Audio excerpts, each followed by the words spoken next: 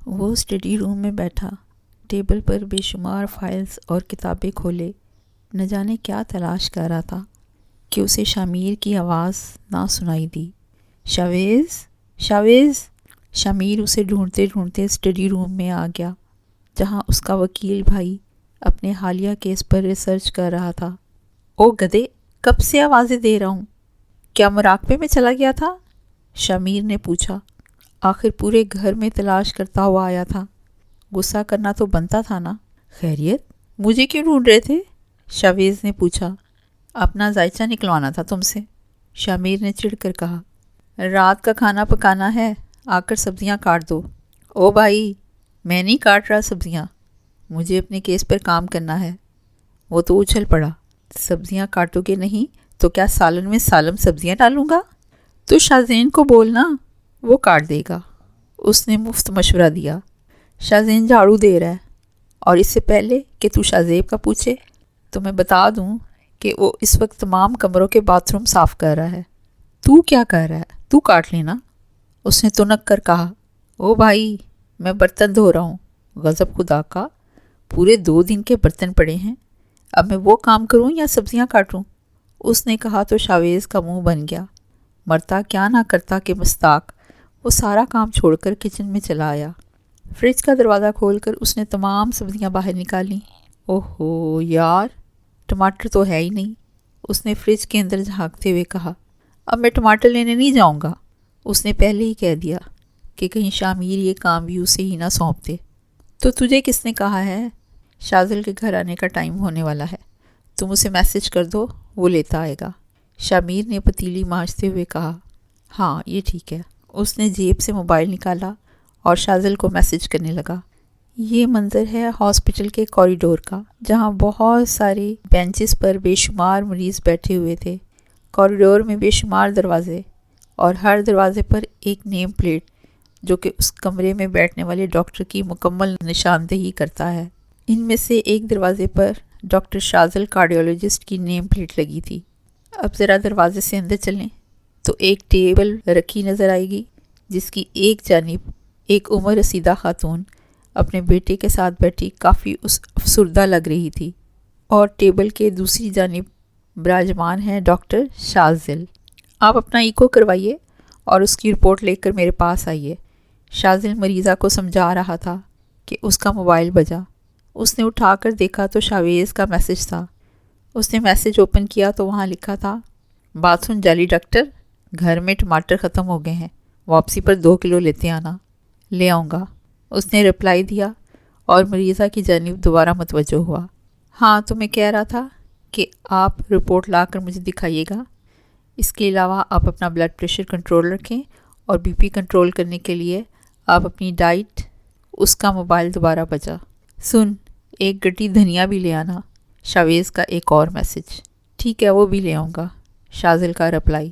Doctor صاحب، میں تو تیل اور نمک سے مکمل پرہیز کرتی ہوں، مریضہ نے مدعا بیان کیا۔ صرف پرہیز ضروری نہیں ہے، آپ کو اپنا ویٹ کم کرنا ہوگا، روزانہ 1 گھنٹہ واک۔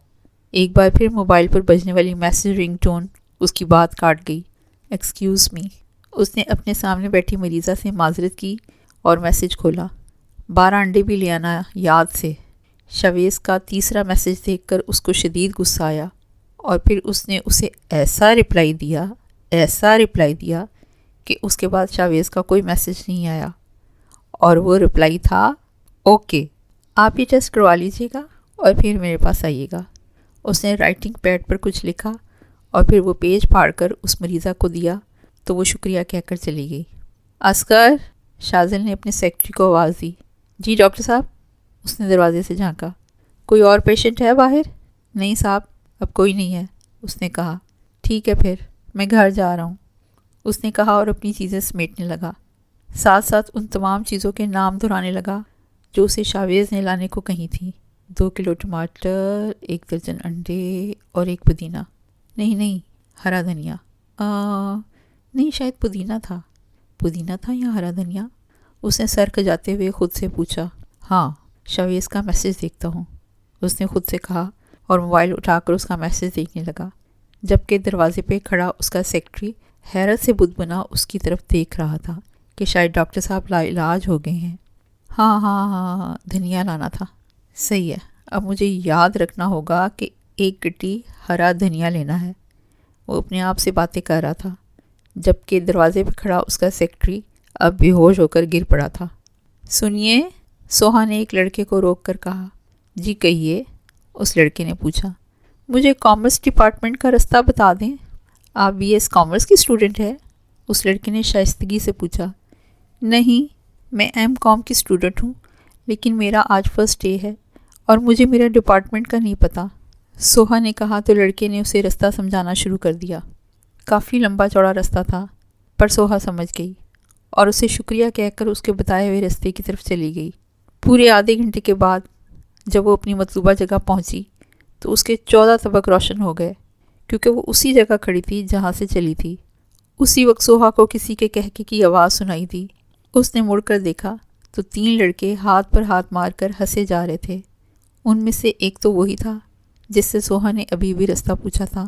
وہ غصے سے پیر پٹکتی ان کے سر پہ پہنچی۔ مجھے غلط رستہ کیوں بتایا تم نے؟ اس نے پوچھا۔ لیکن سوہا کا سب سے بڑا مسئلہ یہ تھا کہ اسے غصہ کرنا آتا تھا، نہ وہ غصہ کر سکتی تھی۔ ہم نے آپ کو صحیح رستہ بتایا ہے میڈم، اس لڑکے نے مزے سے کہا۔ وہ دیکھیں، وہ رہا کامرس ڈپارٹمنٹ۔ ان میں سے ایک لڑکے نے سوہا کے پیچھے اشارہ کیا تو اس نے پیچھے مڑ کر دیکھا تو پیچھے ہی ایک بڑی سی بلڈنگ پر ڈپارٹمنٹ آف کامرس لکھا تھا۔ تم نے مجھے بیوقوف بنایا، تم لوگوں کی وجہ سے میری کلاس نکل گئی۔ اس نے رونا شروع کر دیا۔ اس سے پہلے کہ وہ لڑکا کچھ کہتا، کسی نے اس لڑکے کو گدی سے پکڑ کر اس کے سر پر ایک زوردار تھپڑ رسیو کیا۔ آہ، کون ہے؟ وہ چلاتے ہوئے پیچھے مڑا اور پیچھے کھڑی ہستی کو دیکھ کر اس کے 14 طبق روشن ہو گئے۔ روحا باجی آپ؟ اس لڑکے نے تھوک نکلا۔ ہاں میں، کمینے انسان، تو نے میری بہن کو تنگ کیا۔ روحا نے اسے ایک اور تھپڑ رسید کیا۔ آپ کی بہن؟ ان میں سے ایک لڑکے نے گھبراتے ہوئے پوچھا۔ ہاں، روحا خان کی چھوٹی بہن سوہا خان۔ کیا سمجھے؟ سمجھ کے آج کے بعد تنگ کیا نا تو… اس کی بات مکمل ہونے سے پہلے ہی سب ایک ساتھ بولے، نہیں کریں گے۔ چلو اب دفع ہو خبیثو، اس نے ان تینوں سے کہا تو وہ لوگ وہاں سے بھاگ کھڑے ہوئے۔ تمہیں ہر کسی سے لڑنا ضروری ہوتا ہے؟ سوہا نے پوچھا۔ اور تمہیں ہر جگہ بیوقوف بننا ضروری ہوتا ہے؟ اس نے دو بدو جواب دیا۔ جاؤ اپنی کلاس میں، اور اگر دوبارہ کسی نے تنگ کیا نا تو ان سے کہہ دینا کہ تم روحا کی بہن ہو۔ کیوں؟ تم کہاں کی گنڈی لگی ہو؟ اس نے چڑھ کر پوچھا۔ بیٹا، میں یہاں کی گنڈی ہی ہوں، دیکھا نہیں کیسے ان بغیرتوں کو مار بگایا؟ اس نے فرضی کالر اکڑاتے ہوئے کہا۔ ہاں دیکھا ہے، اس نے منہ بناتے ہوئے کہا اور اپنے ڈپارٹمنٹ کی جانب چل پڑی۔ تبدیلی آئی ہے، وہ پوچھا لگانے کے ساتھ ساتھ زور و شور سے کہا بھی رہا تھا۔ کاہے کی تبدیلی بھائی؟ تو کل بھی پوچھا لگا رہا تھا، تو آج بھی پوچھا ہی دے رہا ہے، تیری حالت میں تو کوئی تبدیلی نہیں آئی۔ سبزیاں کاٹتے شاویز نے کہا۔ دیکھو شاویز، میرا موڈ پہلے ہی خراب ہے اور میں گانا گا کر اپنا موڈ بہلانے کی کوشش کر رہا ہوں، تو مزید میرا دماغ نہ کھا۔ شازین بگڑ کر بولا۔ نہ تو مجھے ایک بات بتا، یہ تیرا موڈ صرف کام کے دوران ہی کیوں خراب ہوتا ہے؟ شاویز نے پوچھا اور کرسی گھسیٹ کر ڈائننگ ٹیبل پر بیٹھ کر شاویز کے ساتھ سبزیاں کاٹنے لگا، کیونکہ وہ جانتا تھا کہ شاویز اکیلا سبزیاں کاٹے گا تو اگلے سال تک جا کر کٹے گی۔ اچھا سن، وہ پیچھے فرش پر چائے کا دبا پڑا ہے، اسے ذرا رگڑ کر صاف کرنا، شمیر نے جان بوجھ کر شازین کو کہا۔ اور صوفے کے پاس کیچپ گرا ہے، اسے بھی صحیح سے صاف کرنا۔ شاویز نے بھی کہا تو اسے آگ لگ گئی۔ میں اس گھر کی ماسی لگتا ہوں؟ اس نے غصے سے پوچھا۔ ہاں، باقی دونوں نے باجماعت کہا۔ یہ ان دونوں کی پرانی عادت تھی کہ جب شازین غصے میں ہوتا تھا تو وہ دونوں جان بوجھ کر اسے اور زیادہ غصہ دلاتے تھے۔ اس کی وجہ یہ تھی کہ شازین بہت شرارتی تھا، ہر وقت کسی نہ کسی کو تنگ کرتا رہتا تھا اور اسے کبھی غصہ نہیں آتا تھا، لیکن جب آتا تھا تب… یقیناً آپ سوچ رہے ہوں گے کہ جب اسے غصہ آتا ہوگا تو وہ غصے میں پاگل ہو جاتا ہوگا اور ابلتے آتش فشاں کا منظر پیش کرنے لگتا ہوگا یا پھر ایٹم بم کی طرح پھٹتا ہوگا، لیکن اگر آپ ایسا سوچ رہے ہیں تو بالکل غلط سوچ رہے ہیں، کیونکہ جب شازین کو غصہ آتا ہے تو وہ اتنا کیوٹ لگتا ہے کہ سامنے والے کا دل کرتا ہے کہ اسے مزید غصہ دلائے۔ بچپن میں بھی 1 سالہ شازین غصہ کرتا تھا تو شمیر کو اپنے چھوٹے بھائی پر ٹوٹ کر پیار آتا تھا اور وہ جان بوجھ کر اسے چھیڑتا اور اسے مزید غصہ دلاتا۔ اوف، ہائے میری کمر ٹوٹ گئی۔ اسی وقت شازیب لاؤنج پر رکھے صوفے پر آ کر بیٹھ گیا۔ لو بھائی، آ گیا ایک اور کام چور۔ شمیر نے آلو چھیلتے ہوئے شازیب پر طنز مارا۔ یہ کام چور کس کو بولا؟ شازیب نے تڑپ کر پوچھا۔ پورا 1 گھنٹہ لگا کر اس نے گھر کے 12 باتھ روم صاف کیے تھے اور یہ دونوں اسے کام چور کہہ رہے تھے۔ اور نہیں تو کیا، جب بھی تم کو کام دیا جائے تم لوگ ایسی ہی دعائیاں دینا شروع کر دیتے ہو۔ شاویز نے اپنا حصہ ڈالنا ضروری سمجھا۔ میرا اس وقت تم لوگوں سے بحث کرنے کا موڈ نہیں ہے، اس نے کہا اور صوفے پر ہی لیٹ گیا۔ تھوڑی دیر گزری تھی جب شازل نے بھی انٹری دے دی۔ السلام علیکم، اس نے گھر میں گھستے ہی سلام کیا تو سب نے ہی سلام کا جواب دیا۔ ٹماٹر لائے ہو؟ شمیر نے پوچھا۔ ہاں لے آیا ہوں۔ یہ کھانا اب تک نہیں پکا؟ اس نے ان دونوں کو سبزیاں کاٹتے دیکھ کر پوچھا۔ کھانا تو آدھے گھنٹے میں پک جائے گا، لیکن اصل کام تو آٹا گوندنے اور روٹیاں بنانے کا ہے، اور وہ کام تو تم ہی کرو گے کیونکہ اس گھر میں تم سے زیادہ اچھی روٹیاں کوئی نہیں بناتا، شاویز نے کہا تو اس کا منہ بن گیا۔ یارا، وہ ابھی تو ہاسپٹل سے آیا ہے، اسے منہ ہاتھ تو دھو لینے دو، شمیر نے شازل کا تھکا ہوا چہرہ دیکھ کر کہا۔ واہ بھئی واہ، یہ محبت میرے لیے تو نہیں جاگتی کبھی۔ جب میں سارا دن بار کونسل میں سر کھپانے کے بعد گھر آ کر بھی کیس پر ریسرچ کر رہا تھا تو نے مجھے سبزیاں کاٹنے بلا لیا۔ شاویز کو اچھی خاصی تپ چڑھی تھی اس کی شازل کے لیے ہمدردی دیکھ کر۔ شازل کپڑے بدل کر کچن میں آیا اور آٹا چھان کر لایا، پھر وہیں ٹیبل پر بیٹھ کر گوندنے لگا۔ یہ شازیب کو کیا ہوا؟ شازل کی نظر اچانک ہی صوفے پر پڑی، شازیب پر پڑی۔ انتقال ہو گیا ہے اس کا۔ شازین اپنا کام ختم کر کے ابھی آیا تھا اور وہ بھی بیٹھ گیا۔ اور شاہ رخ کدھر ہے؟ اسے شاہ رخ کی کمی محسوس ہوئی تو پوچھ بیٹھا۔ ہونا کہاں ہے؟ وہ مستقبل کا کرکٹر بیٹھا ہوگا ابا سے چھپ کر کسی کرکٹ گراؤنڈ میں، شاویز نے جواب دیا۔ اور تو فارغ کیوں بیٹھا ہے؟ لے یہ مٹر چھیل۔ بات کرتے کرتے اس کی نظر شازین پر پڑی تو اسے مٹر کا پیالہ پکڑا دیا۔ وہ بس صبر کا گھونٹ بھر کر رہ گیا۔ کیا کرتا؟ شاویز تھا تو اس کا بڑا بھائی، اب اس کو ڈانٹ تو نہیں سکتا تھا نا۔ ایک بات سوچ رہا تھا میں، یہ شاہ رخ کی آج کل جن لڑکوں سے دوستی چل رہی ہے وہ مجھے کچھ ٹھیک نہیں لگ رہے۔ شازل نے شمیر کو دیکھتے ہوئے کہا۔ صحیح کہہ رہے ہو تم، مجھے بھی وہ تینوں لڑکے کچھ ٹھیک نہیں لگ رہے۔